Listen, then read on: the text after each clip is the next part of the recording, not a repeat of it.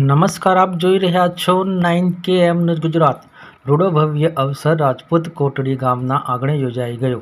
વિજાપુર તાલુકાના રાજપૂતપુરા કોટડી ગામે શ્રી ચેહર માતાજી, ખોડિયાલ માતાજી, સિકોતર માતાજી, આશાપુરા માતાજી તેમજ શ્રી ગોગા મહારાજનો ફોટો પ્રાણ પ્રતિષ્ઠા મહોત્સવ યોજાઈ ગયો। રાજપૂતપુરા કોટડીનું આસ્થાનું કેન્દ્ર ચેહર ખોડલધામ તરીકે ઓળખાય છે।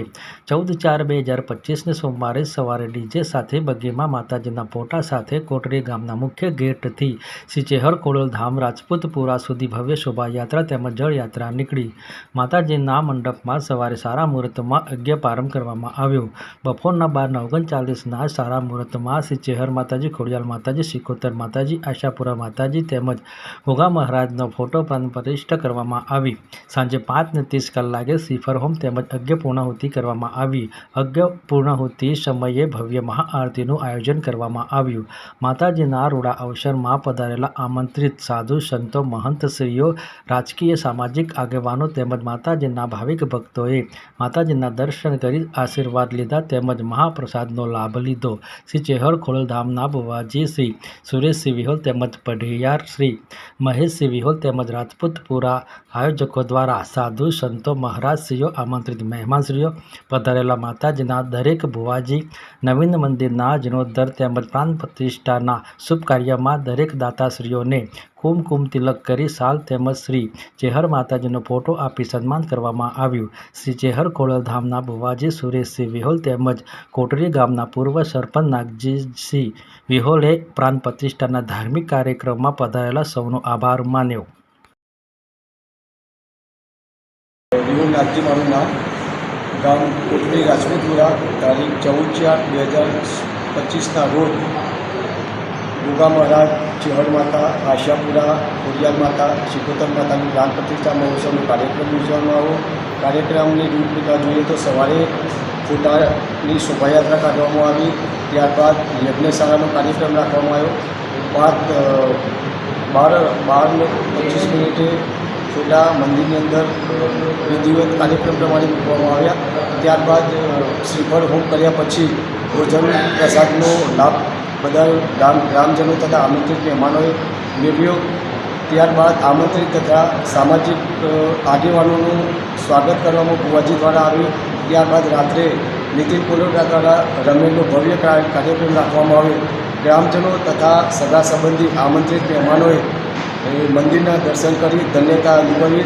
સુરેશસિંહ ભુવાજી દ્વારા જે લોકોએ માતાજીના દર્શન કરી ધન્યતા અનુભવી એમને સારા આશીર્વાદ આપ્યા। જેને પણ માતાજીના કામની અંદર ટોપું કર્યું હોય, રતિભાર પણ એમને અહીંયા આવી અને એમને આનંદ ઉલ્લાસ જગાવ્યો હોય એમને ભુવાજી દ્વારા એમને આશીર્વાદ પણ આપ્યા હતા। માતાજીનો ઇતિહાસ શું રહેલો છે?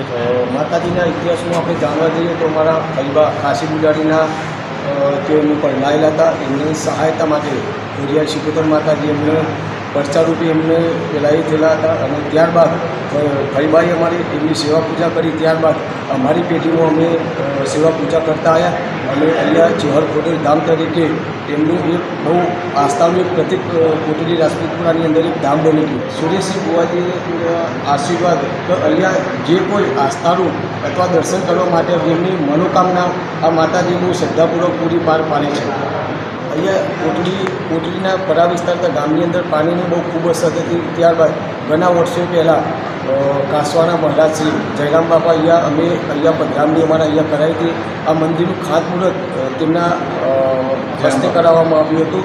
ત્યારબાદ એમને હમણાં અહીંયા કોટડી રાજપૂતપુરાની અંદર પોતાના બોરનું મુહૂર્ત કર્યું। ત્યારબાદ કોટડીના તમામ પરા વિસ્તારની અંદર પાણીની ખૂબ તંગી હતી। ત્યારબાદ એમના મુહૂર્ત પ્રમાણે અહીંયા પાણી અંદર બોરની અંદર ઉપર આવી ગયા તથા અહીંયા ચેહર માતાના એટલો બધો પરચો છે કે કોઈ બી સુરેશસિંહ ભુવાજી અથવા અહીંયા દર્શન ઘરે બેઠા અથવા અહીંયા એમની આસ્થા કરતી હોય તો માતાજી એમની પૂરી પાડે છે। બસ હું આજે જનતાએ સાથ સહકાર આપ્યો મને, બરાબર। મારા માઈ ભક્તો જે છે અહીંયા અંદર ચેહર માતાના ગ્રુપમાં, બરાબર। હું બસ એક જ કહેવા માગું છું, આ મંદિરની અંદર દરેક ભાઈ ભક્તોને કોઈ પણ જાતની અંધશ્રદ્ધામાં દોરવા નથી માગતા। જે કોઈ મનોકામના જે જાતે માને છે એની મનોકામના પૂરી થાય છે। પછી અમારો આગળનું એવું કહેવું છે કે ભાઈ જે કે અંદર કોઈ મોટું દાન કોઈ પણ આવશે ને કોઈ પણ જાતનું, તો હવે પછી જે ગરીબોના બાળકોને સ્કૂલમાં પૈસા આપવામાં મદદ કરવાની છે. તો કોઈ ગરીબ બાળકનું છોકરું ના ભણતું હોય, કોઈ પોઝિશન ખરાબ હોય, બરાબર, એને હેલ્પ કરવાની છે. એ રીતનું અમારું આયોજન છે. બસ આ જે તે કંઈ ભાઈ મારા ભાવિ ભક્તો આવ્યા હતા, બરાબર, એવાને મારા તરફથી ચેરમેન તરફથી બધાને ખૂબ ખૂબ ધન્યવાદ છે. જે તે કંઈ સાથ સહકાર આપ્યો છે અમને